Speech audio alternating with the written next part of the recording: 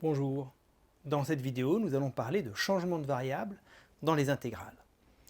Nous avons déjà vu qu'en intégrant la formule de dérivée d'une composée, on obtient un résultat très intéressant qui est l'égalité d'intégration par partie. Eh bien, maintenant, nous allons essayer de faire la même chose en intégrant la formule qui donne la dérivée d'une composée de fonction. Oui, c'est ce que l'on appelle un changement de variable lors d'une intégrale. Je vous rappelle la formule de dérivée d'une composée, f rond g' de t, c'est égal à f' de g de t fois g' de t. Si j'intègre cela entre a et b, j'obtiens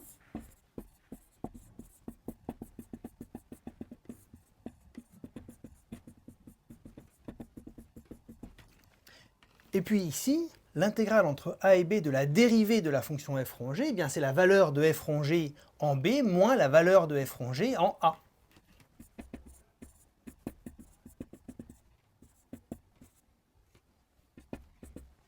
Et c'est encore égal à f de g de b moins f de g de a. Mais grand F, c'est une primitive de f'.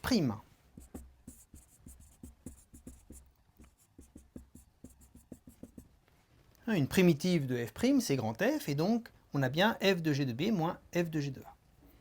On a donc l'égalité qui est là. Alors vous voyez que l'égalité qui est là, elle ne fait pas intervenir grand F, mais juste f'. En renotant grand F', en le renotant petit f, on obtient donc l'égalité.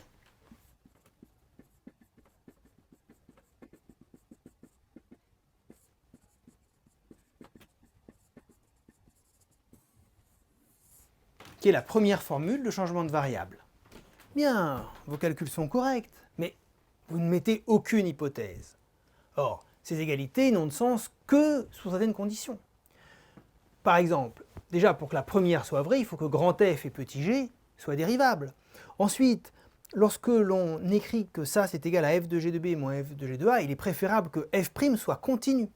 Et de même ici, il faudrait que g' soit continu pour être certain que cette intégrale est bien définie. Donc, on va prendre une fonction g qui est définie sur un intervalle puisqu'on intègre. Vous savez que pour intégrer, il faut toujours se placer sur un intervalle. G, il faut qu'elle soit dérivable et que g' soit continu. Ensuite, grand F, c'est une primitive, donc petit f, elle doit être définie. Donc vous voyez, vous regardez f de g de t. Donc elle doit être définie sur g de i dans R, et on va aussi demander qu'elle soit continue. Et avec ces hypothèses-là, on a bien l'égalité qui est ici. Alors, pourquoi appeler ça changement de variable? Eh bien, on peut le présenter comme un changement de variable, comme si j'avais une nouvelle variable x qui remplaçait g de t. Alors, ça me permet de retrouver la formule qui est là. Comment on va la retrouver? Donc j'écris. Posons x égale g de t. Voilà ma nouvelle variable. Alors attention, là je ne vais rien démontrer. Je vais juste, à l'aide d'une écriture particulière, retrouver le résultat qui est ici que j'ai déjà démontré. Donc je pose x égale g de t. Donc je peux dériver x par rapport à t. Et je vais le noter dx sur dt. Ça c'est donc égal à g' de t. Et donc dx c'est égal à g' de t dt. Ah, vous voyez ce g' de t dt, c'est justement ce qu'on a ici. Le g de t qui est là, c'est x. Et maintenant, lorsque t est égal à a, x il est égal à g de a. Et lorsque t est égal à b, x il est égal à g de b. Et donc, si je remplace, ici, je vais aller de g de a à g de b. Le f de g de t, ça devient du f de x. Et le g' de t dt, ça devient du dx. Et avec ces notations-là, une formulation un peu différente qui justifie le terme changement de variable, on retrouve en fait la proposition que j'ai démontrée précédemment. On peut remarquer d'ailleurs que l'on a une interprétation assez naturelle de cette égalité-là. dx égale g' de t dt. Pourquoi? Il faut imaginer que dx est une petite variation de x et dt c'est une petite variation de t. Et vous voyez que si je représente ici en bleu la courbe x égale g de t, donc mon changement de variable, eh bien lorsque j'ai une petite variation ici,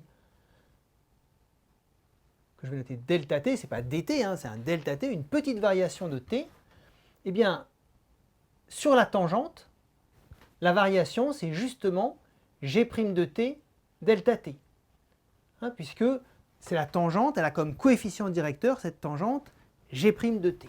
Hein. Et ici, ce que l'on a, la quantité qu'on a ici, bien sûr, elle est très petite devant g' de t delta t, lorsque delta t est tout petit. Et donc cette égalité, hein, elle est assez naturelle, ça correspond à la variation de x au voisinage de t par rapport à la variation de t.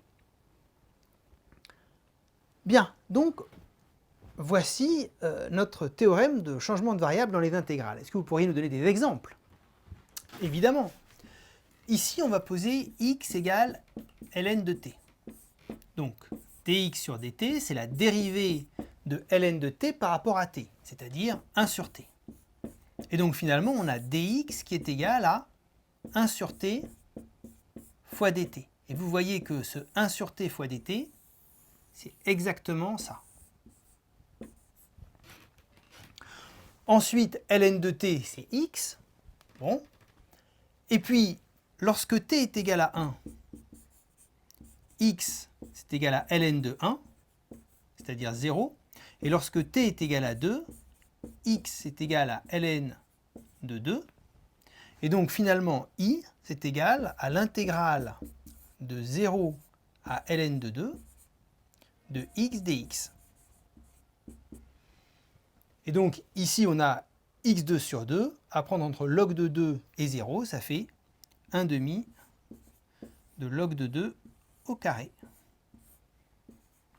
Voilà un changement de variable. Alors, ceci est un exemple de changement de variable dans une intégrale. Est-ce que vous pourriez nous donner un exemple de changement de variable pour des calculs de primitives? Eh bien, ça ne change pas grand-chose. Hein. Par exemple, si l'on cherche les primitives de cosinus racine de t sur racine de t. Donc, on va appliquer la même chose. Le terme du bas, ici, correspond aux constantes. Hein. Quand on trouve une primitive, c'est à une constante près. Donc, on ne la note pas. Et en haut, eh bien, c'est notre variable de primitive. Alors, on ne peut pas ici prendre la notation x qu'on en avait ici, hein, parce que le x, il sert déjà comme nom de variable de la primitive. Donc, on va prendre u comme nouvelle variable et on va poser u égale racine de t. Ce qui donne du sur dt égale 1 sur 2 racines de t. Et donc du égale 1 sur 2 racines de t dt. Alors on va faire apparaître ce dt sur 2 racines de t en multipliant et en divisant par 2. Et le terme que l'on a ici, ça c'est ce qui correspond à notre du.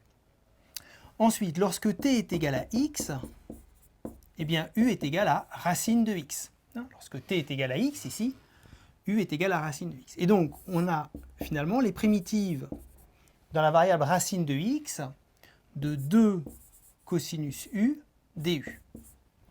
Alors, une primitive de cosinus u, c'est sinus u, donc ça fait 2 sinus u. Et donc, finalement, ça nous donne 2 sinus racine de x plus k. Voici donc comment on applique le premier théorème de changement de variable.